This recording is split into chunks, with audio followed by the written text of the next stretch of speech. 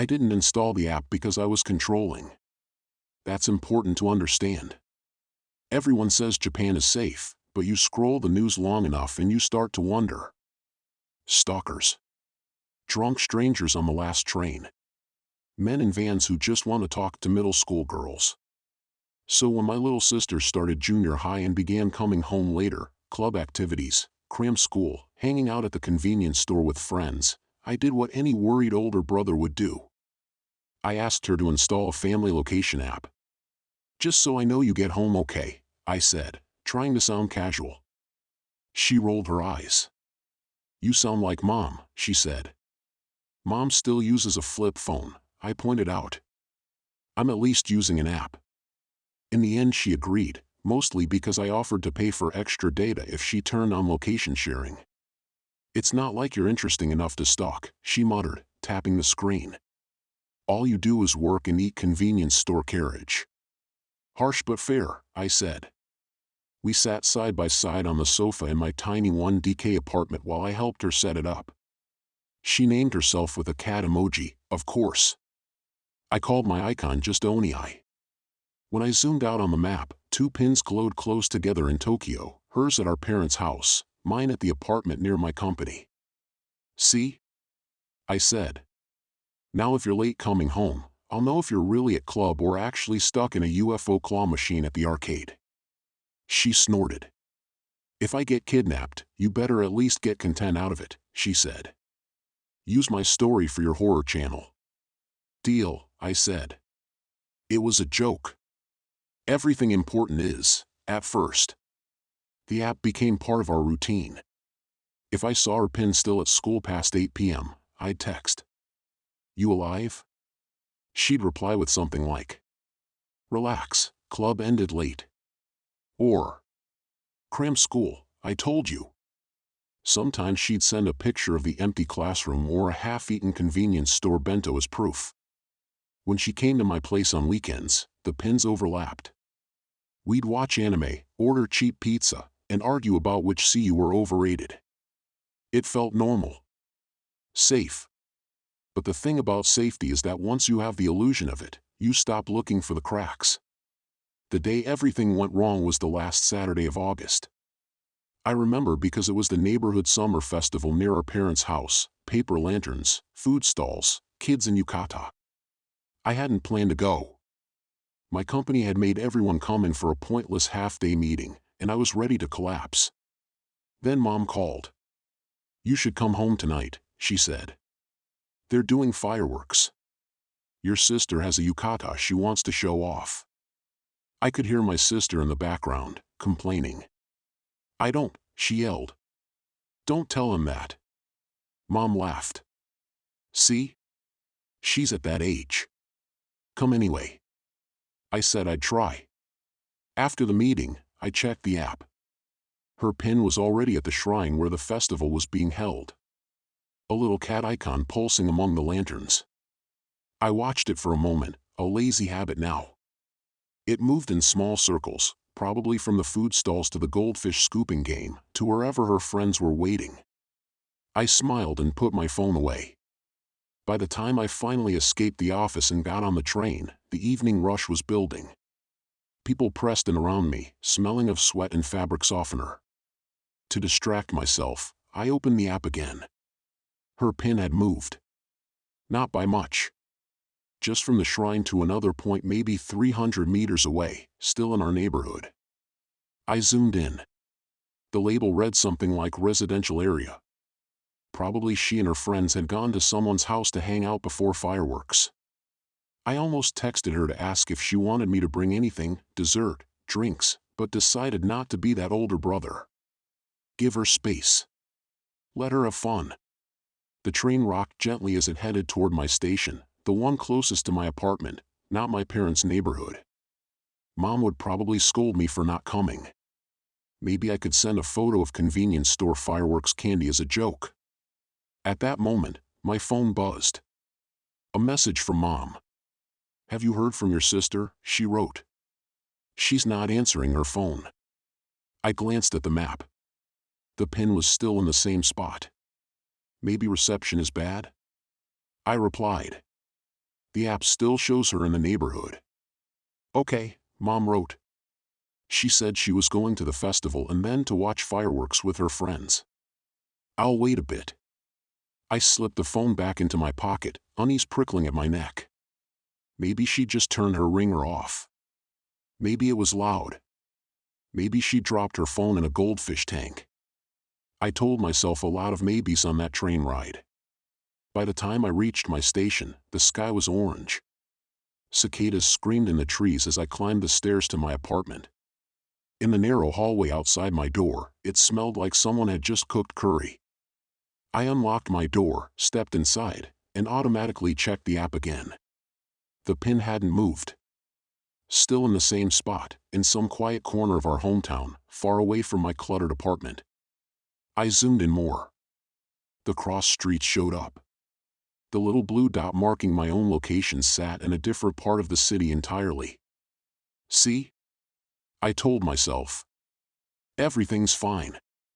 I turned on the TV for background noise and microwaved leftover rice. It wasn't until after I'd eaten, showered, and sunk onto the futon that my phone rang again. Mom. She never called this many times in one day. Oniai, she said without preamble, using my childhood nickname, she's still not home. What time are the fireworks? I asked. They ended half an hour ago, she said. Her friends say they lost track of her near the drink stalls. She's not with them. Her phone still rings, but she doesn't pick up. Fear, sharp and metallic, cut through my sleepiness. I sat up. I'll check the app, I said. I opened it. Her pin was exactly where it had been for the past few hours. Not moving. Not even a few meters. Where is she? Mom demanded. I read the address on the screen. It was an intersection near the neighborhood. Not the shrine. Not the station. Just a random cluster of houses. I tried to picture the area. Convenience store on the corner. Vending machines. A narrow side street that led toward the river. Looks like she's still around the neighborhood, I said carefully. I'll send you a screenshot. I did. A minute later, Mom replied. That's near the old vending machine by the river, she said. I'll go look. I'll come too, I said. It's too far from you, she said quickly. And by the time you get here, I'll take a taxi, I cut in. It's fine. Keep me updated. I hung up, grabbed my wallet and keys, and headed out. As I locked the door, a thought flickered at the edge of my mind. I hadn't checked whether my own pin had updated. Didn't matter. I knew where I was. The taxi ride felt longer than it should have. The driver kept the radio on low. Some variety show hosts laughed about summer festivals, completely disconnected from the tight knot in my chest. Going back to your parents' place, the driver asked. Yeah, I said. There was an accident at the festival. The words slipped out before I could stop them. Ah, he said awkwardly. Hope it's nothing serious. So do I said. We didn't talk after that. When we pulled into my parents' neighborhood, everything looked the same as always, soft yellow streetlights, cicadas, laundry hanging on balconies. Only the cluster of police cars near the shrine was new. Blue and red lights flashed silently. I paid the driver and got out. Mom spotted me first. She stood near the vending machines I'd imagined, hair pulled back, face pale. Oniai, she cried, grabbing my arm. They still haven't found her. I hugged her briefly, then turned to the nearest officer. My sister is missing, I said. She has a location app. It shows her phone is still nearby. They were already using it, of course. In a case like this, parents hand over everything, passcodes, app logins, social media. But I opened it anyway, showing the PIN, as if being the one who had made her install it gave me some extra right to use it. The PIN still glowed steadily in the same spot. There, I said. She hasn't moved. More officers arrived. They shone flashlights into bushes, under cars, along the riverbank. Neighbors watched from their doorways. The festival stalls were half disassembled, lanterns dark. The air smelled like spilled beer and fried food. A dog barked restlessly somewhere. They found nothing. After an hour, one officer suggested that maybe the phone had been dropped somewhere. "That's why it hasn't moved," he said gently. "She might have gone somewhere else." "Without her phone?" Mom said. "She never lets go of it. She even takes it into the bath in a plastic bag." I said nothing. The officer turned to me. "Are you sure this app is accurate?" he asked. "Sometimes the GPS is off." "It's accurate enough to see when she's at school or at home," I said. "Today it showed her at the shrine, then here. It can't be off by more than a few meters." "Even so," he said, "we can't assume she's right here. We'll widen the search." The words fell like stones. Widen the search. Which is what they say when they don't know where to look anymore. They searched until dawn. At some point, someone made coffee. Neighbors brought bottled tea. Everyone spoke in low voices, as if being too loud would make it real. The sky gradually turned from black to gray to washed-out blue. Still no sign of her. The only consistent thing in all of it was the pin. Stubborn. Blinking. Here. Days passed. The story made the local news. "First-year junior high student disappears at summer festival," the announcer said in a calm voice, as if reading the weather. They showed a picture of her in her school uniform, smiling. They mentioned the last place her phone had pinged. Not our house. Not the station. Just the vague, ordinary street where we'd all stood that night. Commentators on social media speculated. Maybe she had been taken by car. Maybe the kidnapper had switched off the phone after that last ping. Maybe she had run away. Maybe. The app didn't care about their theories. Her pin stayed where it was. Every day, Mom asked if it had moved. Every day, I said, "Not yet." She stopped sleeping. Dad buried himself in work, but he came home earlier than before, sitting at the kitchen table with the police, going over the same timeline again and again. When I wasn't at my own office, I sat in my childhood bedroom and stared at the map. Sometimes I zoomed out to see the whole city. My pin in one part of Tokyo, hers in another, frozen. Sometimes I zoomed in until the digital map was just lines and dots with no meaning. The app occasionally showed the message "location updated," even when the pin didn't move. As if something were waking up, checking in, and lying back down in the same place. On the third day, the police came to my apartment. Of course they did. They had to check everywhere. 2 officers in plain clothes walked around my tiny place, apologizing as they opened my fridge, my closet, the cabinet under the sink. "I'm sorry," one of them said. "We know it's difficult, but we have to be thorough." "I understand," I said. They weren't rude. They weren't accusing. They were just doing their job. I answered every question. Where I'd been. Who I'd talked to. Why I lived alone. Whether my sister ever came here by herself. "She visits sometimes," I said. "We watch anime. Eat junk food. Normal stuff." I wanted to add, I couldn't hurt her, but that sounded like something guilty people said in dramas. Instead, I showed them my phone. "The app still says she's near our parents' place," I said. "See?" They nodded. "We have that data too," one said. "It helps." They left after an hour, taking nothing. Before they closed the door, one turned back. "If you remember anything strange," he said, "anything at all, please tell us. Even if it seems small." I said I would. When the door shut and their footsteps faded down the hallway, the silence of my apartment felt thick. I looked around as if seeing it for the first time. The single futon. The low table. The abandoned instant noodle cup on the counter. My sister's hair tie on the bookshelf. I froze. It had been weeks since she'd visited. Why was her hair tie here? Then I remembered. She'd come over 2 weeks before the festival. We'd argued about some anime adaptation. She'd taken her hair tie out and left it there when she lay down to nap. "I'll get it next time," she'd said. There hadn't been a next time. I picked it up and turned it over in my hand. A simple black elastic with a small silver charm shaped like a cat. It felt heavier than it should have. On impulse, I opened the app again. The cat icon blinked on the screen, endlessly patient.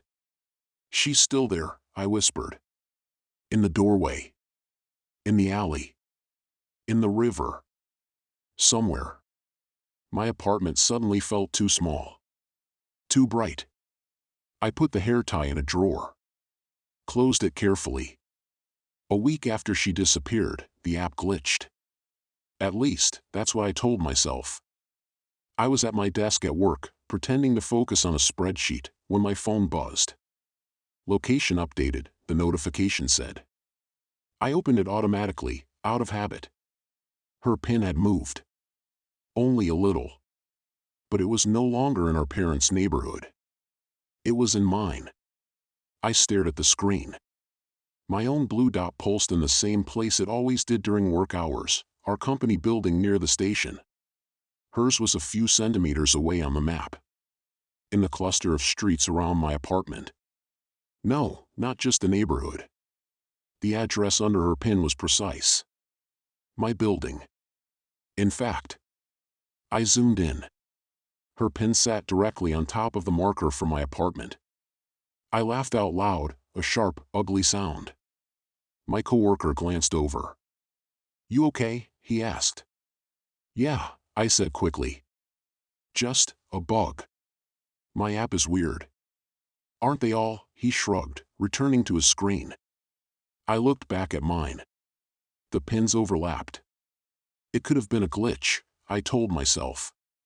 Sometimes GPS signals bounce off buildings. Sometimes they drift. Sometimes they. My phone buzzed again. Location updated. The pins didn't move. Without really thinking about it, I opened our family group chat and typed. "App is acting strange. Now it says she's near my place." Mom responded almost immediately. "Really?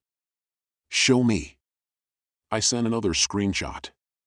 She replied. "Maybe it's wrong. She's never been there since that day." I stared at the line of dots. Then typed. "Yeah. Must be wrong." I didn't add, the app had never been off by that much before. I didn't add, I had tested it, watched my own pin move from station to supermarket to home dozens of times. I didn't add, the last time my sister had visited, 2 weeks before the festival, I had joked that if she ever ran away from home, she could hide in my closet. "You barely have room for yourself," she had snorted, kicking at the pile of laundry on the floor. "Hey, it's a walk-in closet if you walk in far enough," I'd replied. She'd laugh then. It had been funny. At the time. That evening, I went home exactly on time. No overtime. No drinks with coworkers. No detours. On the train, I watched the map. My blue dot inched along the tracks. Her pin remained fixed at my address. When I reached my station, my hands were sweating. I walked the familiar route from the station to my apartment, counting my steps for no reason. At the front door, I hesitated. The hallway smelled the same as always. Someone was cooking garlic. The fluorescent lights buzzed softly. I unlocked my door and stepped inside. The room looked untouched. Shoes by the entrance. Table with unopened mail. Curtains half drawn. For a moment I allowed myself to believe the app was just broken. Then I heard it. A sound so faint I might have imagined it. Tap. Tap. Tap. Coming from the closet. I stood there, frozen. The air felt thick, like in the moments before a thunderstorm. Tap. A little louder this time. Like fingernails on wood.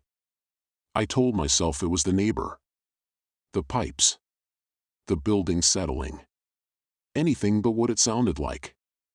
My phone buzzed again. Location updated. The pins still overlapped. I took one step toward the closet. My foot sank slightly into the tatami, as it always did in that spot. Another step. Tap. "What do you expect to find?" a voice in my head asked. It sounded like one of my old teachers, the one who had told me to think before acting. A dead girl? A living one? Nothing? Which would be worse? I reached for the closet doorknob. My hand stopped halfway. The hair tie in the drawer. The police searching my apartment and finding nothing. The app glitching only today. There were a dozen reasonable explanations. And one unreasonable one. I let my hand drop. Instead of opening the closet, I went to the kitchen, turned on the tap, and let the water run. Noise to drown out the tapping. Noise to drown out my thoughts. I stared at the map on my phone again. Her pin. My pin. Together. Somewhere behind me, the tapping stopped. After a long time, my phone buzzed with a message from Mom. "Any change?" she asked. I typed. "GPS is weird. Now it shows her far away. Must be broken. I'll uninstall and reinstall later." Before I hit send, the app popped up one more notification. Location services for cat have been disabled. Her pin vanished from the map. The screen showed only my own dot now. Small. Alone. I deleted the screenshot I had taken earlier. Then I deleted the app. It's been months. Officially, my sister is still missing. The posters with her photo have begun to yellow on the station walls. People leave fewer comments on the online news articles now. The search has scaled down. Life goes on. I moved to a different apartment closer to the office. Smaller. More expensive. But the closet is shallow, barely big enough for a suitcase. Mom doesn't ask about the app anymore. She still sends me messages sometimes. "If you hear anything, if you remember anything strange." I always answer the same way. "Of course. I'll tell you." On my new phone, I didn't install any family location apps. I tell myself it's because they're creepy, that people should have privacy. But sometimes, late at night, when I'm lying on my futon listening to the hum of my fridge, I feel my hand twitch as if reaching for an icon that isn't there. As if checking a map I can still see when I close my eyes. 2 pins. One moving through trains and offices and convenience stores.